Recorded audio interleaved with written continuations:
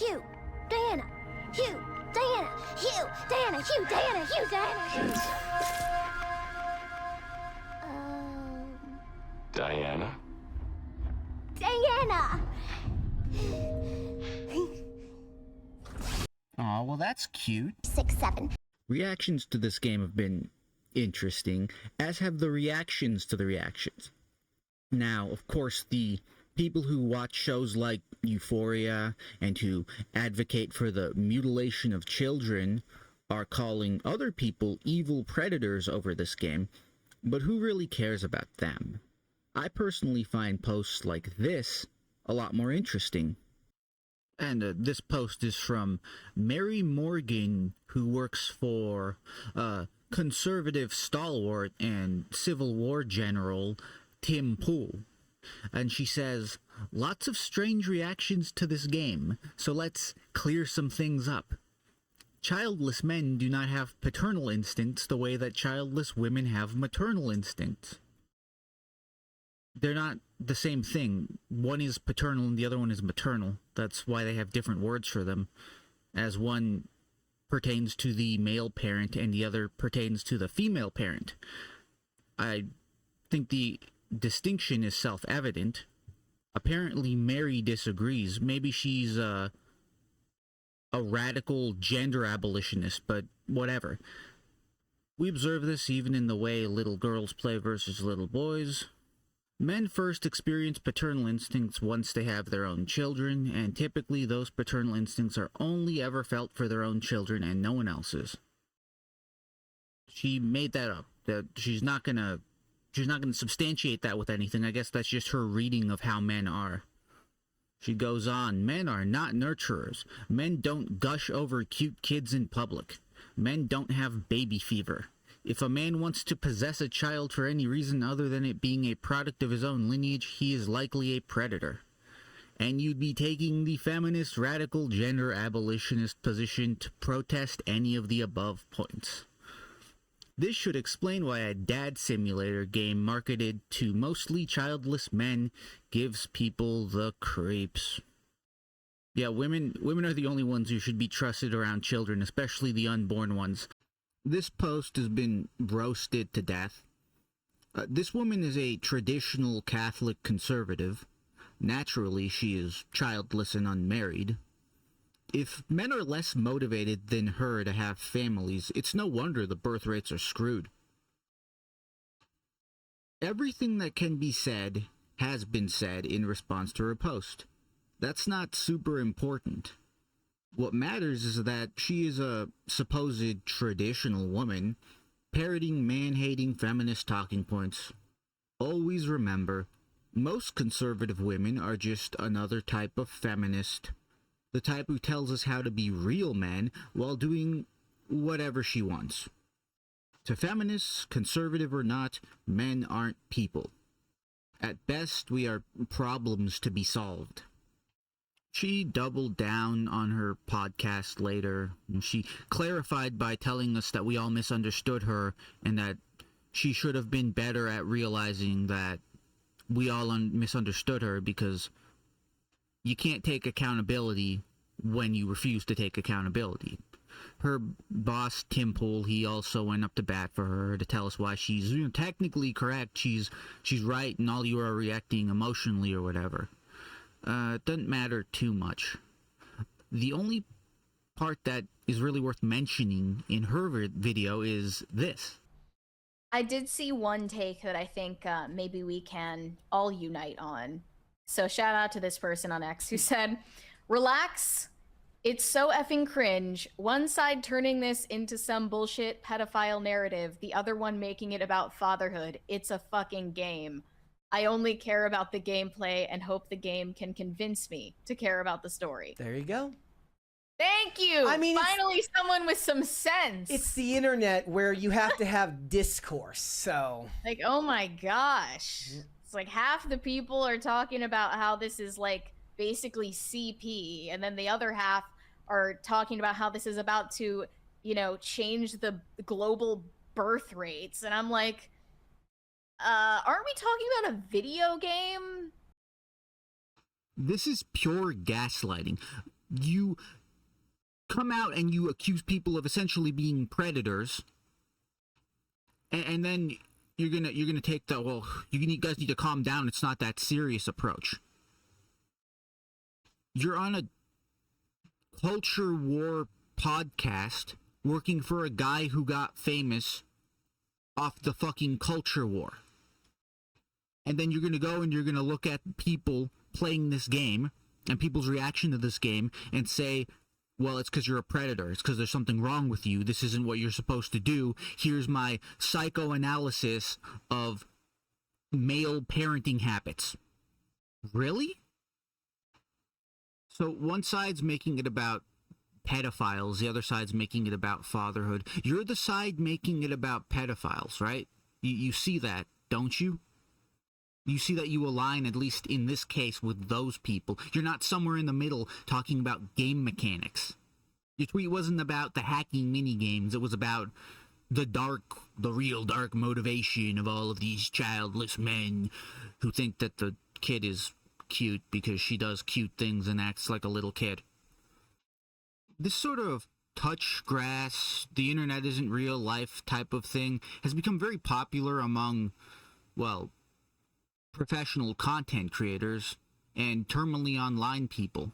It's a bit like when you go into a YouTube video about some dumbass creator drama and the first comment posted 10 seconds after the damn video uploaded is someone who must let us know that they do in fact have a job and are not able to be here to listen to this drama news.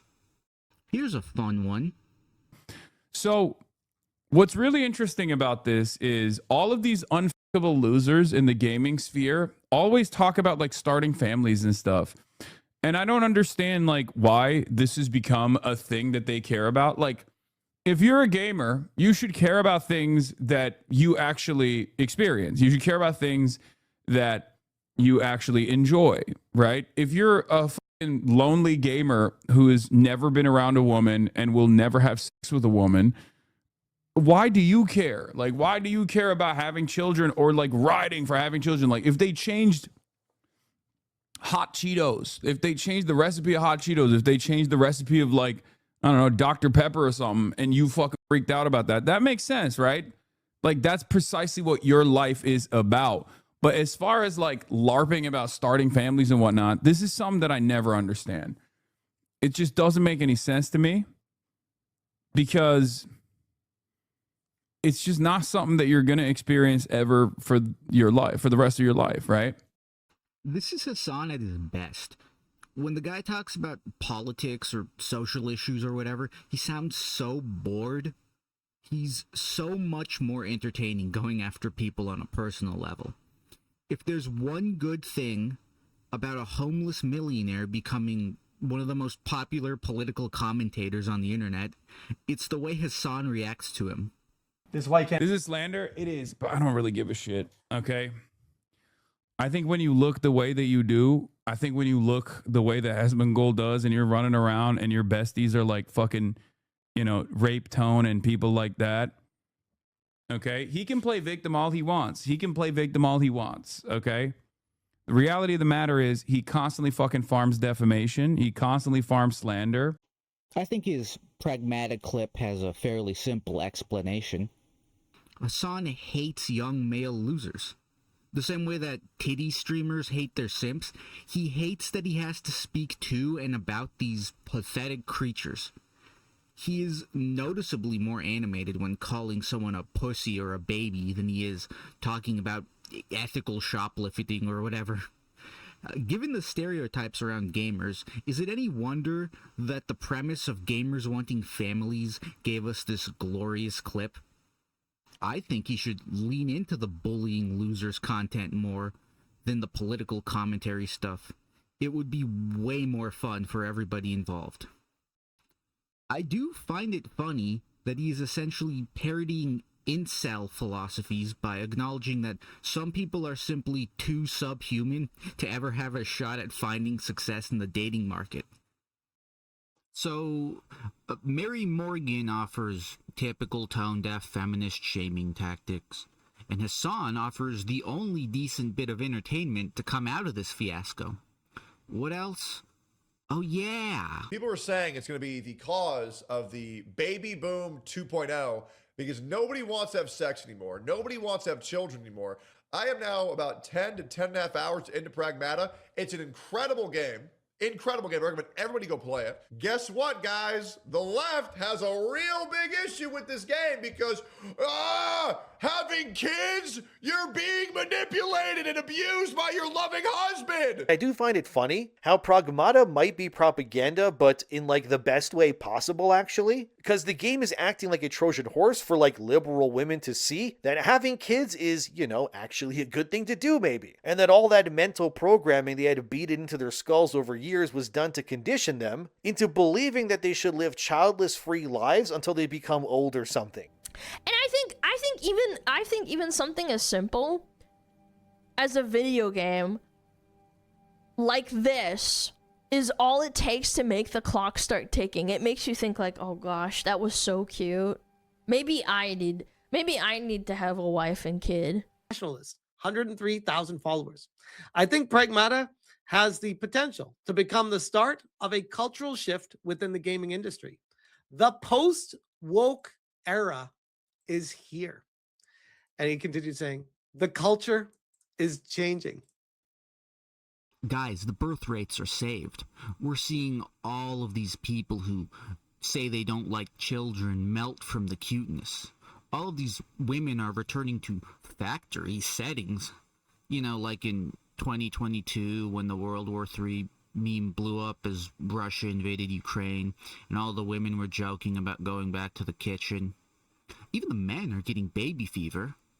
Obligatory don't get married, don't have kids, don't live together. It does strike me as strange that this element of the conversation is being taken even somewhat seriously. Ignoring the possibility of faked reactions for stream or whatever, all that's really been shown is that humans have an innate desire to reproduce. This fact is also supported by the existence of people. All of the current problems with intersexual relationships remain. The idea that a woman is going to turn 28, cry because she's childless, and then decide that modern life is wrong for her, like in a Hallmark movie where some lawyer chick trades her big city life for a simple small town dream, is not very realistic. This is not an indication of potential cultural change. This is an indication of a high time preference society where people realize that they want something which they should have spent the last decade working towards. People would have families if society were ordered around facilitating multi-generational family success. Modern society is centered around individualism. The average person is incredibly susceptible to propaganda.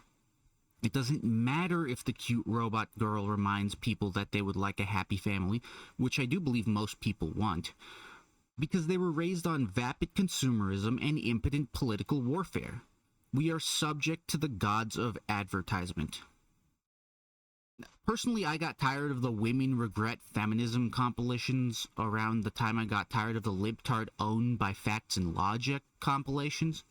So like 9 years ago. This is just part of the culture war cycle. Nothing's changing. No one's mind is being turned. It's not super helpful unless you're a channel like The Quartering. Although it's not a great time to be The Quartering.